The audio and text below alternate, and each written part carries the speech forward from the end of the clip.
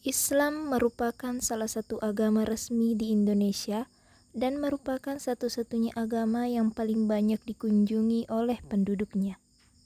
Agama Islam yang dikenal dengan agama samawi atau agama langit yang dibawa oleh Rasulullah SAW atas perintah Allah Subhanahu wa Ta'ala. Kata Islam juga ada artinya yang berasal dari bahasa Arab yakni aslama yang berarti selamat. Selain itu, Islam juga berarti keselamatan dan keselamatan yang didasarkan pada keyakinan diri kepada Allah Subhanahu wa Ta'ala. Sejarah berdirinya agama Islam. Agama Islam pertama kali lahir di negara Arab di mana kedatangannya diawali dengan kelahiran Nabi Muhammad SAW. Nabi Muhammad SAW adalah nabi akhir zaman dan diangkat oleh Allah Subhanahu wa Ta'ala menjadi rasul. Setelah itu, Nabi Muhammad SAW pun menyebarkan Islam ke seluruh kaum Arab. Nabi Muhammad SAW lahir di Mekkah pada 12 Rabiul Awal tahun Gajah atau pada tanggal 20 April 571 Masehi. Beliau adalah seorang yatim piatu dengan ayahnya bernama Abdullah bin Abu Muttalib yang wafat saat berdagang, sedangkan ibunya bernama Aminah binti Wahab yang meninggal saat beliau berusia 7 tahun. Perjuangan Nabi Muhammad SAW dalam menyebarkan agama Islam. Sebagai Rasul yang terpilih, Nabi Muhammad memiliki kewajiban untuk menyebarkan berita tersebut dan mengabarkan kebenaran ke seluruh umat di dunia.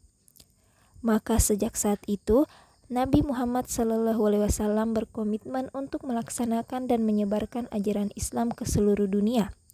Pada awalnya, beliau hanya mengajarkan kepercayaan tersebut pada orang terdekatnya. Secara perlahan-lahan pun dia mulai mengumumkan secara terbuka dari tuduhan tersebut.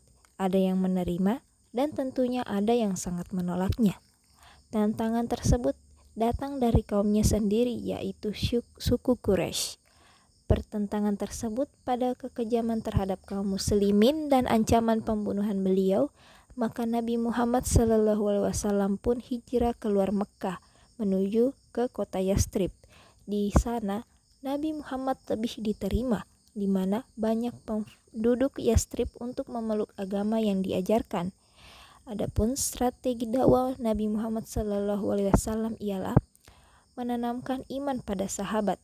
Maksudnya, yakni ketika seseorang telah beriman kepada Allah Subhanahu wa Ta'ala, maka ia wajib menerapkannya dalam kehidupan sehari-hari, termasuk dalam membela kepentingan agama dan membela Islam. Kedua, dakwah secara bertahap.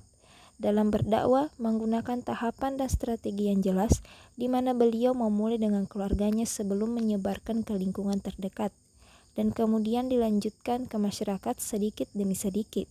Selain itu, Rasul juga mengajak para sahabat yang disegani oleh bangsa Quraisy untuk ikut serta dalam menyebarkan agama Islam. Rasul juga mengajarkan nilai-nilai Islam dan cara menjalankan ibadah secara bertahap, seperti salat, puasa, zakat, sedekah, haji, dan lain sebagainya. Ketiga, memanfaatkan potensi yang ada. Nabi Muhammad SAW menggunakan potensi manusia yang ada dalam dakwanya secara efektif.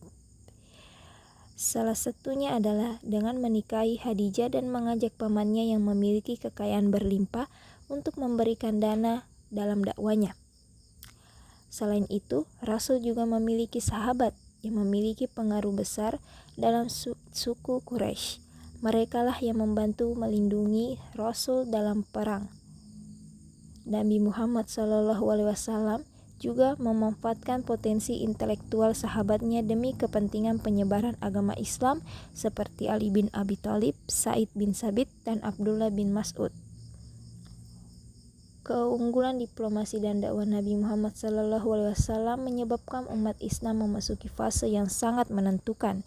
Saat perang antara Madinah dan Mekkah terjadi, banyak penduduk Mekkah yang sebelumnya menolak ajaran Islam berbalik untuk memeluk Islam.